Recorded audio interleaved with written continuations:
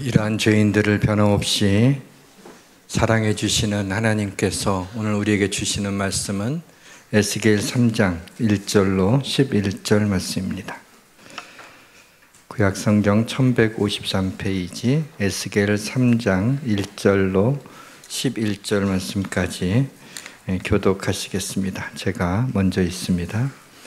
또 그가 내게 이르시되 인자야 너는 발견한 것을 먹으라. 너는 이 두루마리를 먹고 가서 이스라엘 족속에게 말하라 하시기로. 내게 이르시되 인자야 내가 내게 주는 이 두루마리를 내 배에 넣으며 내 창자에 채우라 하시기에 내가 먹으니 그것이 내 입에서 달기가 꿀 같더라.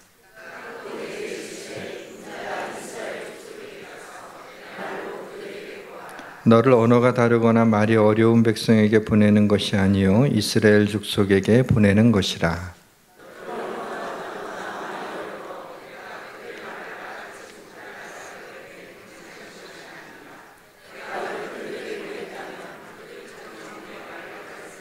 그러나 이스라엘 족속은 이마가 굳고 마음이 굳어 내 말을 듣고자 아니하리니 이는 내 말을 듣고자 아니함이니라.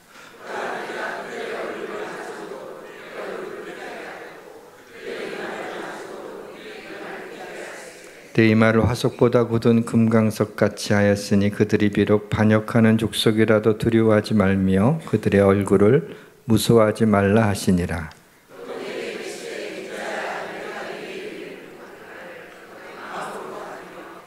같이 있습니다. 사로잡힌 내 민족에게로 가서 그들이 듣든지 아니 듣든지 그들에게 구하여 이르기를 주 여호와의 말씀이 이러하시다 하라.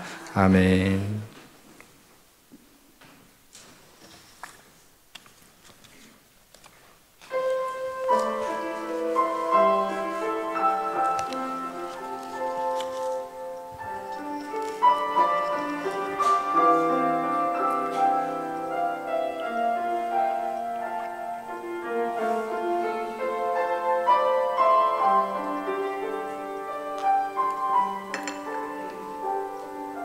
사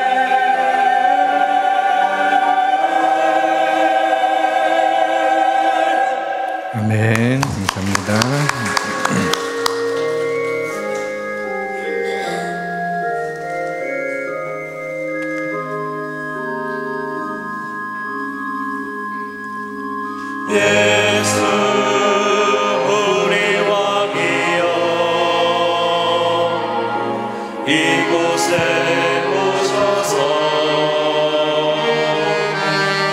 우리가 함께 드리는 영광을 받아 주소서.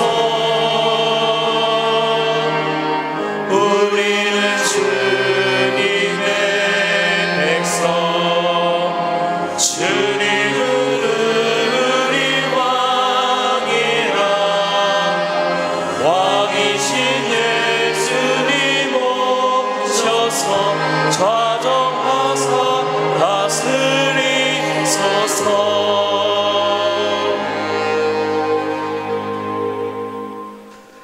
부활의 영광과 기쁨이 넘치는 부활절에 아직 신앙생활을 하지 않는 우리의 사랑하는 분들을 초청하는 예수 초청잔치를 부활절에 갖게 됐습니다.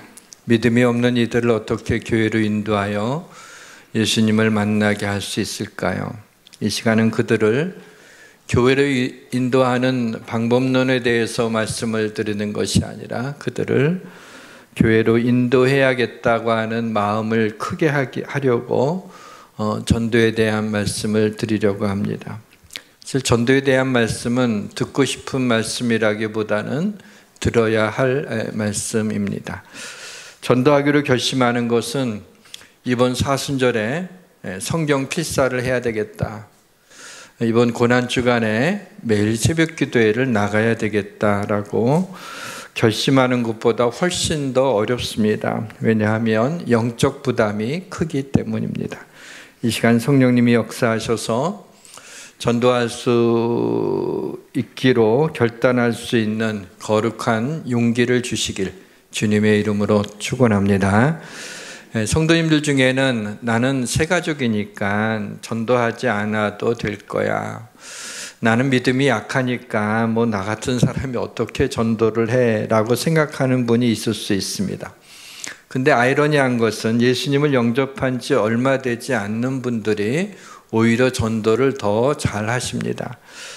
주위에 믿지 않는 분들이 많이 있고 또 믿지 않는 분들의 마음을 아마 잘 이해해서 있지 않을까 생각합니다. 전도하지 못하는 이유는 여러 가지가 있습니다. 내가 빛과 소금의 역할을 다하는 그리스도인이 되지 않기 때문에, 또 이 시대가 교회에 대해서 너무나 비판적이기 때문에, 그동안 여러 번 교회로 인도하려고 했지만 거절당했기 때문에, 또 다른 사람을 좀 귀찮게 하고 싶지 않아서, 구원받지 못한 영혼을 위해 내가 기도하지 않았기 때문에, 구원의 확신과 감격이 없기 때문에, 영혼을 뜨겁게 사랑하지 못하기 때문에, 성령 충만하지 못하기 때문에 이 모든 것 틀리지 않습니다. 그런데 오늘 본문 9절에서 보시면 우리가 전도하지 못하는 이유를 두려움 때문이라고 말씀하고 있습니다. 내 이마를 화석보다 굳은 금강석 같이 하였으니 그들이 비록 반역하는 족속이라도 두려워하지 말며 그들의 얼굴을 무서워하지 말라 하시니라.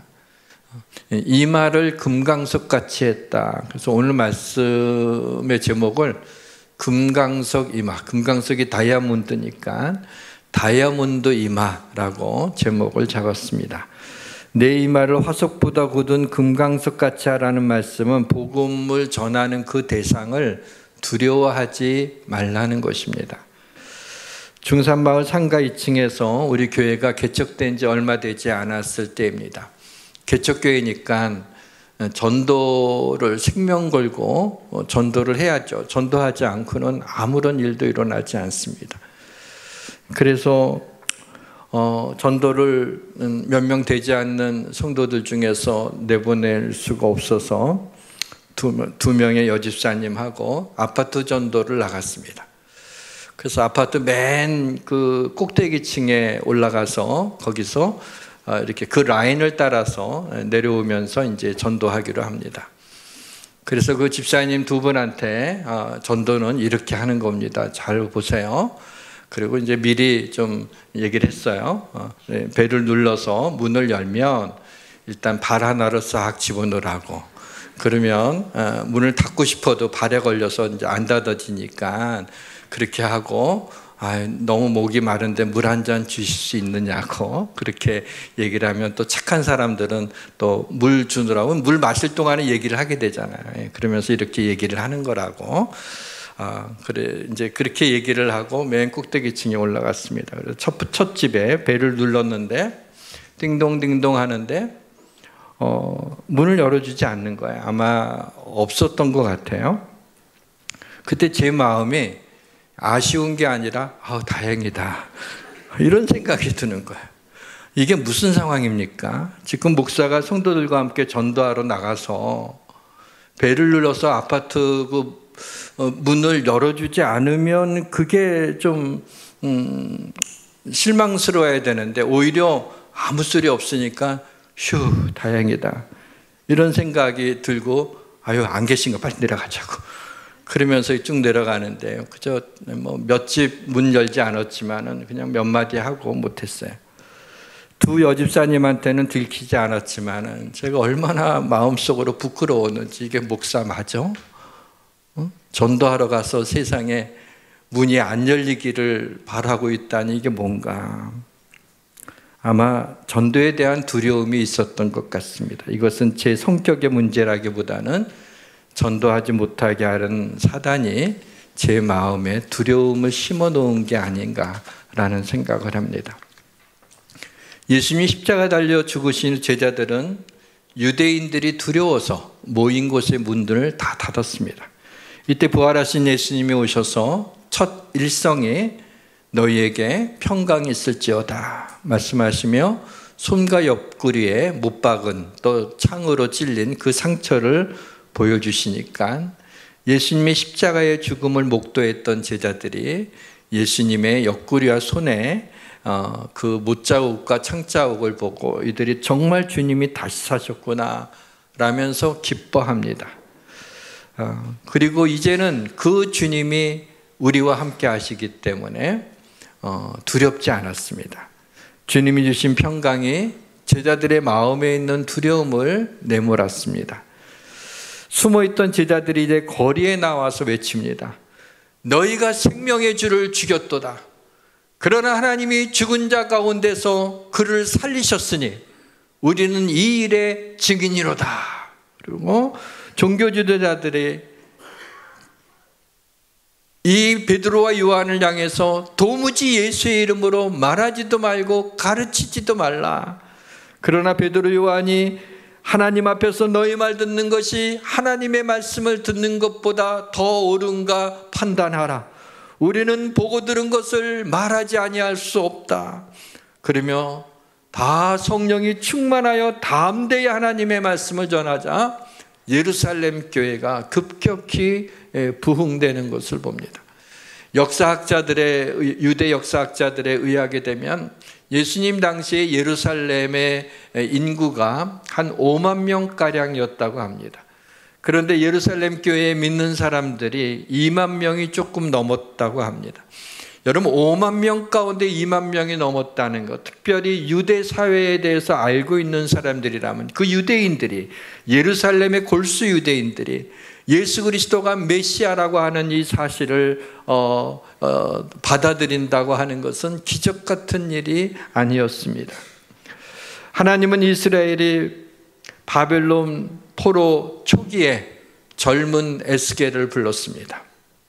에스겔이 그발 강가에 있을 때 환상 가운데 하늘이 열리며 하나님의 모습을 보게 됩니다. 하나님의 영광스러운 광채 때문에 엎드려 있던 에스겔을 하나님이 일으키십니다. 내가 너를 패역한 백성, 얼굴이 뻔뻔하고 마음이 굳은 자에게 보내노라. 네가 비록 가시와 찔레와 함께 있으며 전갈 가운데 거주할지라도 그들을 두려워하지 말고 그들의 말을 두려워하지 말지어다. 그들은 심히 패역한 자라. 그들이 듣든지 아니 듣든지 너는 내 말로 고할지어다. 그랬어요. 에스겔은 포로로 잡혀있는 이스라엘 백성에게 70년 동안 포로로 너희들이 잡혀 있을 거라고 하는 이 하나님의 말씀을 전하기를 원치 않았습니다. 왜냐하면 이때 당시에 포로로 끌려가는 사람도 있었지만 예루살렘이 완전히 함락당하지는 않았고 이제 곧 얼마 안 있으면 다시 우리는 바벨론에서 1, 2년 있다가 포로에서 해방될 것이라고 사람들이 다 그렇게 생각하고 있었는데 하나님께서는 너희들이 70년 동안 포로 생활할 것을 전파하라 그런 거예요. 그러니 세상에 70년이면 웬만한 사람은 그 세대는 전부 다 평생 포로 생활하다가 죽는다는 얘기입니다. 별로 받아들이고 싶지 않은 말씀입니다. 듣고 싶지 않은 말씀입니다. 근데 그것을 전하라고 하니까 에스겔이 전하고 싶지 않았던 것이죠. 그러나 하나님이 에스겔에게 그들을 두려워하지 말라. 내 이 말을 철판보다도, 왜 철판 깐다 그러는데 그 철판보다도 훨씬 강한 다이아몬드로 내 이 말을 굳건하게 할 테니까 그들이 듣든지 아니 듣든지 너는 담대하게 내 말을 전하라고 그렇게 말씀하신 겁니다. 사람들은 우리가 전도하는 것을 좋게 받아들이기보다는 귀찮게 여기죠. 심지어는 적대적으로 이렇게 대하기도 합니다. 나가서 전도지 하나 주려고 그래도 오다가 일로 삥 돌아서 그거 받으면 되는데 그거 받는 것조차도 굉장히 부담스러워하지 않습니까? 절대적인 것을 배격하고 상대주의가 대세를 이루고 있는 이 시대에 예수로 말미암지 않고는 구원이 없다라고 하는 절대적인 복음을 전하는 것이 얼마나 힘들고 지치는 일인지 우리는 잘 알고 있습니다. 가족 중에 교회를 떠난 자녀들에게 여러 번 교회를 가자고 했기 때문에 교회 가자는 말만 나오면 자녀들의 얼굴이 안색이 변하고 예민해집니다. 더 이상 가정 불화를 일으키고 싶지 않아서 말하고 싶지도 않습니다. 그러면 어떻게 해야죠?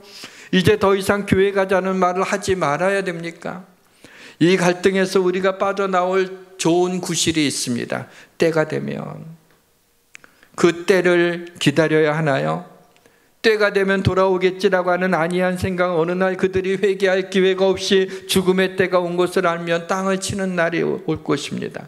이러한 것을 믿으며 어떻게 내가 만난 구원의 주님을 자녀에게 전하지 않을 수 있단 말입니까?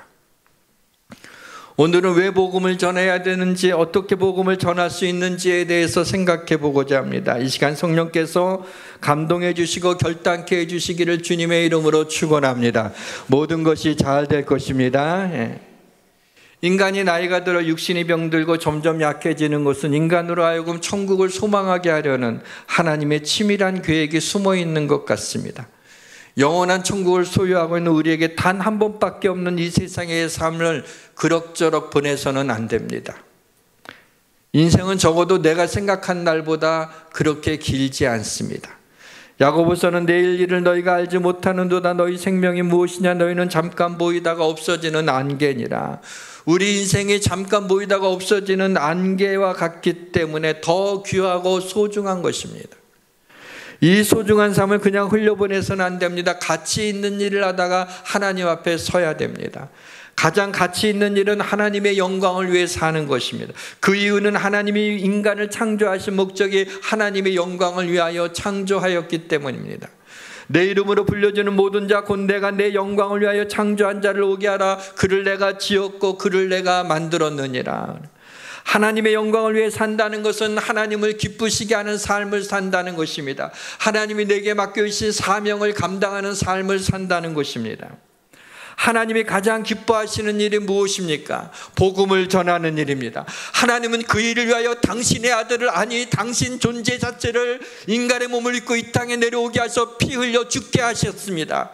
왜냐하면 우리의 죄를 사해주는 그 복음을 전하기를 원하는 것입니다. 모든 사람에게 주신 사명은 그 복음을 전하라는 것입니다. 하나님은 믿는 사람들만 사랑하는 것이 아닙니다. 믿지 않는 사람들도 사랑하십니다.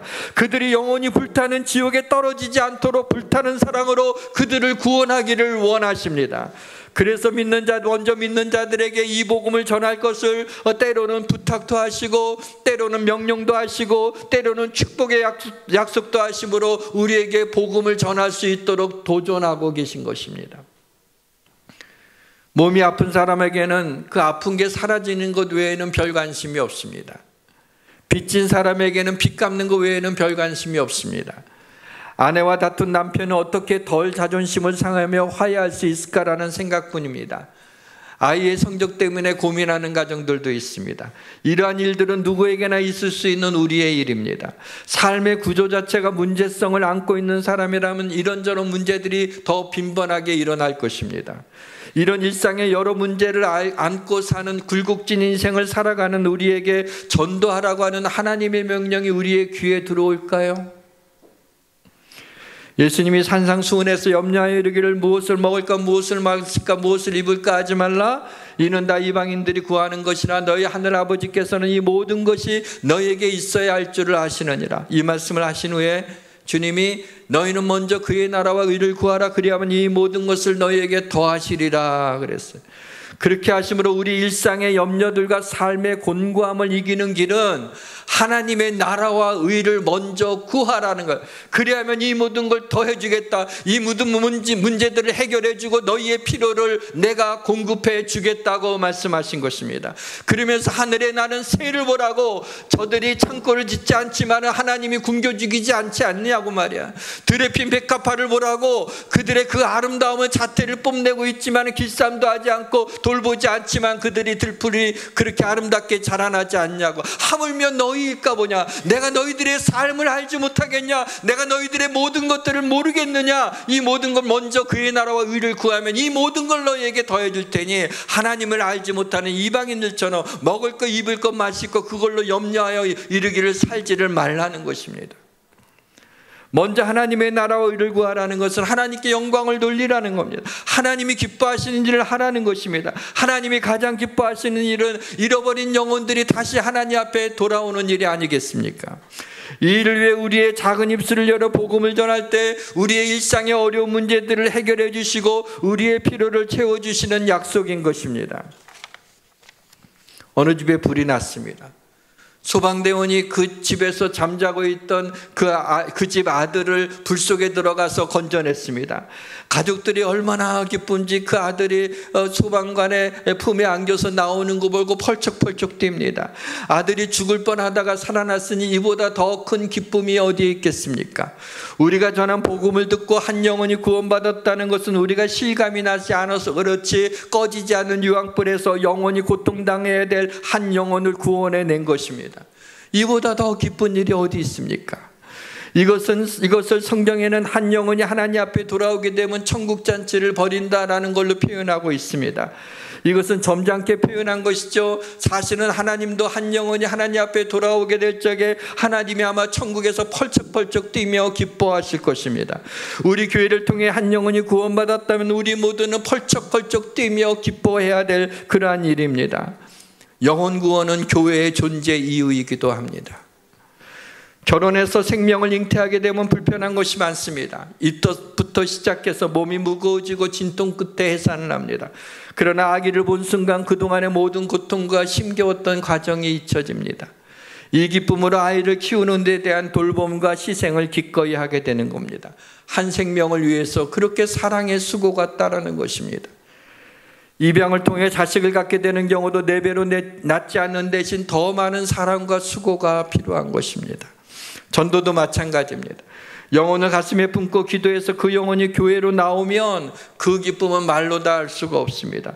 그 영혼을 사랑한 만큼, 그 영혼을 위해 기도한 만큼, 그 영혼을 위해 수고한 만큼 기쁨이 커지는 것입니다. 복음을 전해야 될 이유 가운데 하나는 복음을 전할 때 우리의 믿음이 충만하게 됩니다. 적어도 복음을 전하고 있을 때는 우리가 다운되지 않습니다. 복음을 전할 때 세상이 나를 변화시키지 못합니다. 가치 있는 인생이란 사람들에게 유익을 주는 삶입니다. 복음을 전하는 것은 우리가 믿지 않는 이웃에게 줄 수 있는 가장 큰 선물입니다. 가장 받기 싫어하지만은 사실은 가장 좋은 큰 선물입니다. 복음을 전하는 것은 가장 가치 있는 일임에도 불구하고 우리가 순종하기 힘든 일 중에 하나입니다. 그렇게 힘들기 때문인지 가장 축복받는 길 또한 전도하는 것입니다. 전도는 하늘의 상급이 큽니다. 많은 사람을 옳은 대로 돌아오게 한 자는 별과 같이 영원토록 빛나리라.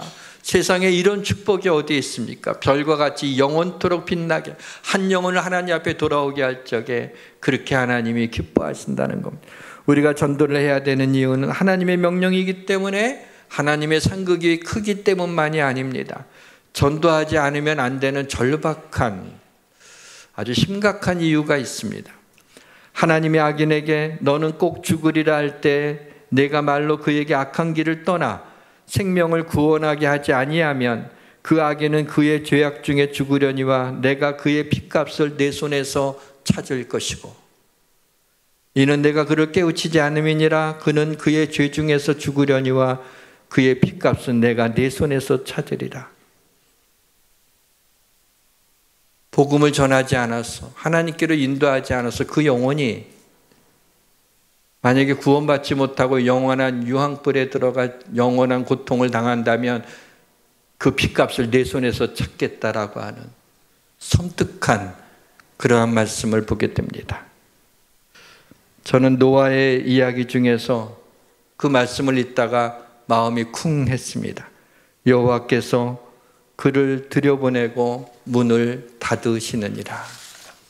문을 닫으면 열 자가 없는 겁니다. 어떻게 복음을 전해야 됩니까? 복음을 전하기 전에 우리가 준비해야 될 게 있습니다. 다이아몬드 이마를 만들어요. 오늘 제목이죠? 여기다 번쩍번쩍 빛나는, 여기에다 뭐 좋은 화장품 잔뜩 발라서 번쩍번쩍 하는 게 아니라 다이아몬드로 만들어야 됩니다. 그러기 위해서 두루마리 책 하나님의 말씀을 창자 속에 넣어야 됩니다. 내게 이르시되 인자야 내가 내게 주는 이 두루마리를 내 배에 넣으면 내 창자에 채우라 하시기에 내가 먹으니 그것이 내 입에서 달기가 꿀 같더라.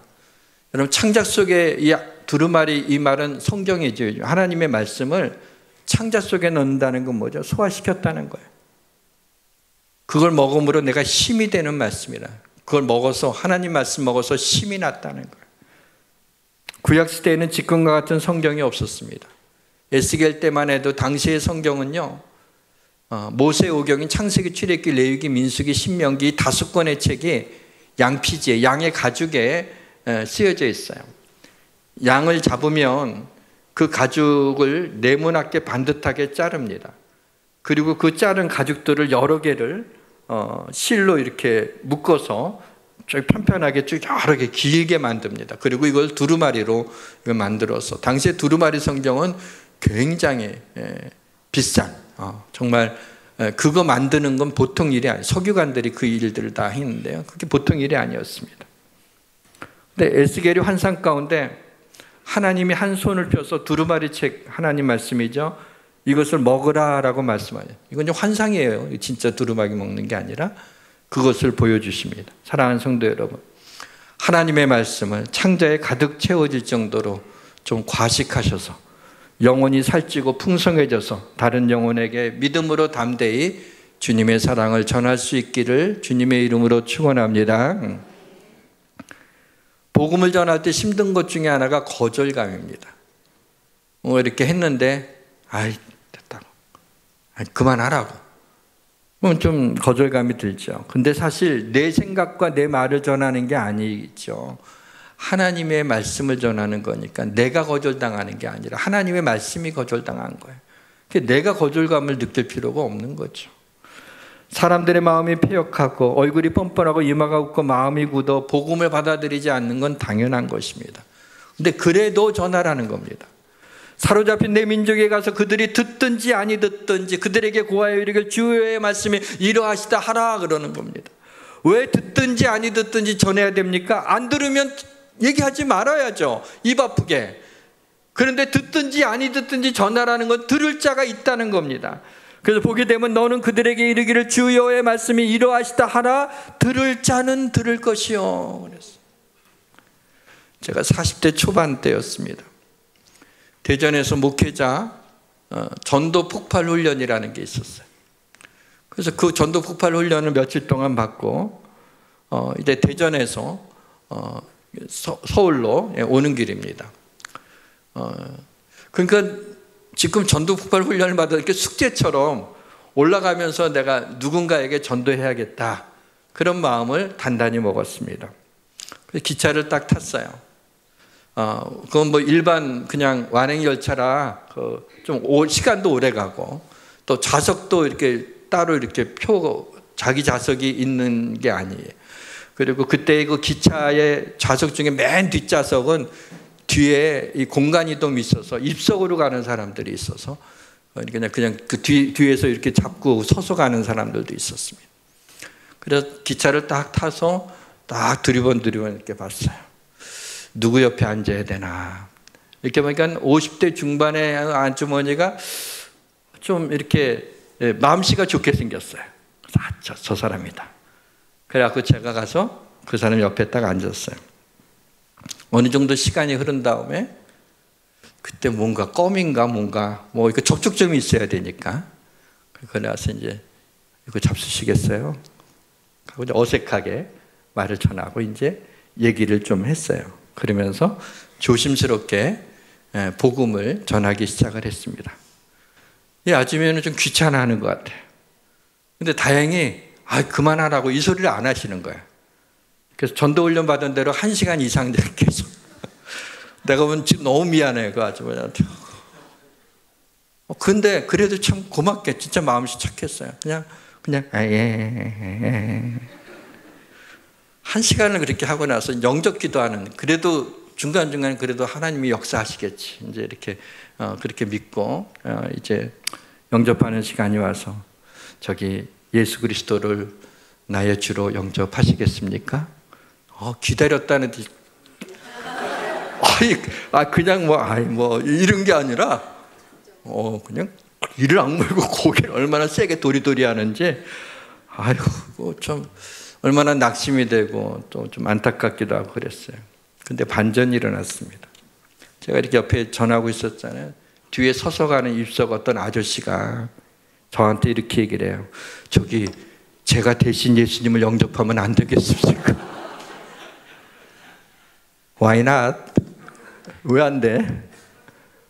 야, 그때 저는요 정말 깜짝 놀랐어요. 일단 아저씨들은 말이 안 통해. 안 받아주니까는 아예 생각도 못했어요.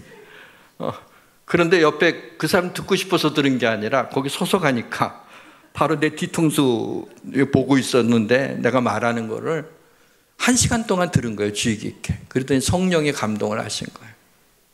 제가 대신 믿으면 안 됩니까?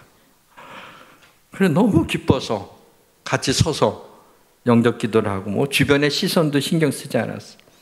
이 아저씨를 구원해 주신 하나님께 감사해서. 그리고 이제 가까운 교회 나가시라고. 근데 왜 이렇게 기쁘죠? 진짜 돈 얼마 받으면 기쁠래나? 그거보다 더 기쁜 것 같아. 아무튼 너무 기쁘고 무엇보다도 그 기쁜 이유가 한 영혼이 구원받았다는 거 있지만 하나님의 역사를, 하나님의 감동하심을 목도하면서 참 기뻤던 때가 있습니다. 사랑하는 성도 여러분, 두려워하지 마십시오. 구원 얻게 하는 건 하나님이 하시는 일이고 우리는 복음을 전할 뿐입니다. 아무도 안 들을 것 같지만 듣는 자가 있음을 믿으시길 주의 이름으로 축원합니다. 전도가 어렵다는 선입견을 버려야 됩니다. 만약에 그 아들이 하나인데 고3인데 좀 성적이 좀 딸려요. 근데 이제 이럴 리는 없지만 서울대 총장이 당신 전도 2명 하면 서울대 그냥 들어가게 해주겠다. 그러면 엄마 어떡할까요? 아마 눈이 휙 돌아가서 어떤 일이 있어도 한국 아주머니들 반드시 아들을 위해서 전도 2명 할 겁니다.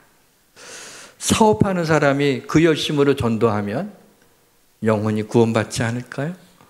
아마 그렇게 하려는 열심을 보고 진짜 뭔가 있구나라고 전도 받는 사람도 진짜구나라고 하는 거지. 조금 전에 저 이렇게 하고 예수 그리스도가 당신을 사랑하십니다. 그래서 이제 교회 나오고 그러면 구원받고 하나님께 영광 돌리고 찬양하고 싫어요. 네 하고 이렇게 가면은 그 받는 사람이 별거 아니구나. 진짜라면 어떻게? 안 돼. 당신 꼭 믿어야 된다고. 큰일 난다. 안 된다고. 어떻게 해서라도 그렇게 하지 않겠습니까? 전도에 대한 부담감은 전도를 통해서만 해결될 수 있어요. 전도가 부담스럽긴 해요. 그러나 첫 발을 내디면, 입술을 열면 그때부터 하나님이 역사하시는 거예요. 교회에서 전도하라고 하도 푸시하니까 억지로 전도해도 전도를 시작하면 성령님이 도와주십니다. 한번 해보세요. 도와주신다고. 억지로 전도하는 의미는, 전도하는 것은 진정한 의미의 전도가 아니라는 말은 틀린 말입니다. 구레네 시몬처럼 억지로 십자가를 져도 후일에 그 가정이 초대교회의 기둥이 된 것처럼. 그래서 바울이 그 구레네 시몬의 아들 루포한테 내 어머니를 문안하라 그러잖아요. 그 어머니가 내 어머니다라고 얘기할 정도였어요. 우리의 뇌가 억지 웃음과 자연스럽게 나오는 그 웃음을 구별하지 못해서 똑같은 엔돌핀을 생성한다 그러지 않습니까? 의무감으로 전도해도 전도의 열매를 맺을 수가 있다는 거예요. 전도하지 않으면 어떻게 구원받는 사람이 생기겠습니까? 누구든지 주의 이름을 부르는 자는 구원을 받으리라. 그런즉 그들이 믿지 않은 자를 어찌 부르리요? 듣지 못한 이를 어찌 믿으리요? 전파하는 자가 없이 어찌 들으리요? 평생 신앙생활하면서 한 사람도 하나님께로 인도하지 못했다면 어떻게 하나님을 배울 수 있습니까? 훗날 주님 앞에 설 때 주님께서 너로 인하여 그리스도인이 된 사람이 몇 명이냐라고 물으신다면 주님께 어떻게 대답하시겠습니까? 내 평생에 단 한 사람이라도 나를 통해 구원받을 수 있다면 누군가를 통해 값없이 구원받은 이 은혜의 빛을 갚을 기회가 되지 않습니까? 아프리카의 사자는 누우 때가 초원을 지나갈 때 단 한 마리의 먹잇감을 정조준하고 힘을 다해 달려가서 먹이를 가로챈다고 합니다. 사랑하는 성도 여러분, 나 아니면 전도하기 어려운 한 사람을 찾으십시오. 내가 복음을 전해서 구원받아야 될 자가 있습니다. 그런데 그에게 내가 전하지 않아 그가 지옥에 간다면 그 핏값을 내 손에서 찾겠다는 겁니다.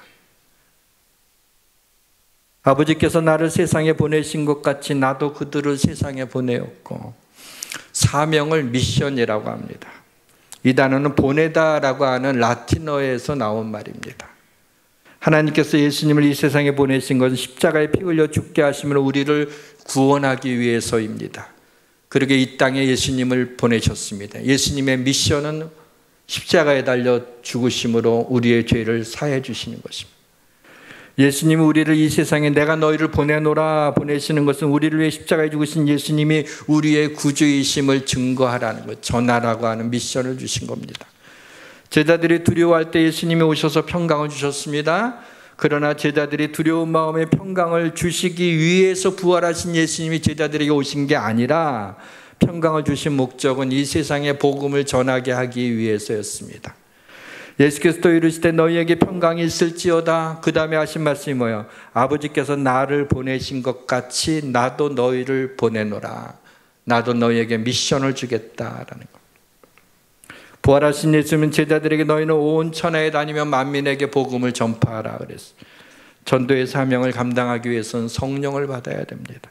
이 말씀을 하시고 그들을 향해 숨을 내쉬며 이르시되 성령을 받으라. 온 우주의 창조주가 우리를 구원으로 이끄시기 위해 2000년 전 우리가 사는 지구라고 하는 작은 행성에 먼지투성이 행로로 걸어오셨다는 이 놀라운 사실을 생각하면 감격하지 않을 수가 없습니다. 구원에 이르는 길은 오직 한 길, 예수 그리스도를 믿는 길 외에는 전혀 없기 때문에 우리는 예수 그리스도를 전해야 합니다. 사실 전도는 전도해야 될 이유에 대해 생각할 필요도 없이 무조건 해야 됩니다.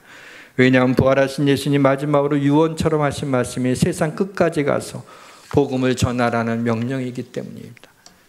예수님은 당신 한 사람을 위해서라도 십자가에 달려 죽으시는 분입니다. 그러한 분이 땅끝까지 이르러 내 증인이 되라고 했는데 그거 못하세요? 날 위해 생명을 주셨는데. 말씀의 문을 닫겠습니다. 오늘 우리는 전도에 대해 생각해 봤습니다. 믿지 않는 자들은 스스로 하나님 앞에 돌아올 동력을 잃어버렸기 때문에 기도와 사랑과 권면을 통해 끊임없이 복음으로 그들의 영혼을 두드려야 됩니다. 열릴 때까지. 어차피 해야 될 전도라면 즐겁게 복음을 전하셔야 합니다. 왜? 복음이 기쁜 소식이잖아요. 즐거운 소식이잖아요. 그러니까 즐겁게 전하셔야 돼요. 우리는 복음의 세일즈맨입니다. 그러나 복음은 값을 치르고 파는 게 아니라 복음을 거저주는 거예요. 가벼운 마음으로 복음을 전하십시오. 복음을 전해서 받아들이고 안 받아들이고는 그 사람의 몫입니다. 그러나 복음을 전했다면 우리는 주님의 명령에 순종한 거니까 생명의 면류관을 받습니다. 전도는 실패가 없어요. 오직 상급만 있습니다. 낙심하지 말고 복음을 전합시다. 서구교회의 몰락은 전도하지 않았습니다. 하나님이 한국교회를 버리지 않았습니다. 하나님이 우리나라의 복음의 문을 닫지 않았습니다. 정치 상황이 어떻게 되든 역사를 주관하시는 이는 하나님이십니다. 하나님 우리나라를 축복하시고 우리 민족을 구원하시며 세계 열방의 복음을 전하는 제사장 나라로 세워주시기를 주님의 이름으로 축원합니다. 찬양합시다. 505장입니다. 온 세상 위하여 나 복음 전하리.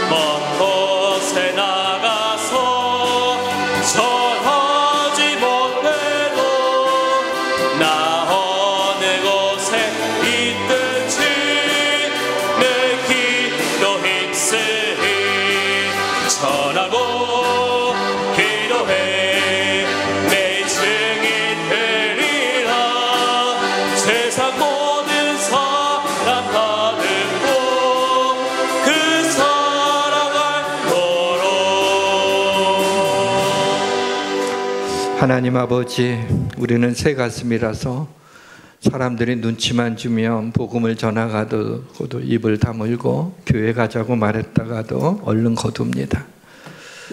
우리의 이마를 다이아몬드 이마처럼 좀 뻔뻔하게 만들어서 복음을 받아들이지 않은 그 뻔뻔함보다 더 뻔뻔해서 듣든지 아니 듣든지 담대하게 복음을 전해서 그 복음을 받는 사람들이 아 진짜구나 라는 생각이 들 수 있도록 우리에게 담대함을 주시기를 원합니다. 주의 성령님이 우리를 감동하여 주셔서 적어도 한 영혼을 하나님 앞에 인도하는 저희들 되게 하여 주옵소서. 부활절날 부활의 기쁨과 즐거움, 부활의 영광을 보며 우리가 즐거워하지만 한 영혼이 하나님 앞에 돌아오는 것으로 하나님을 기쁘시게 하는 부활절이 되기를 원합니다. 죽어있던 영혼들이 부활하는 역사가 일어나게 하여 주시옵소서. 예수님의 이름으로 기도합니다. 아멘.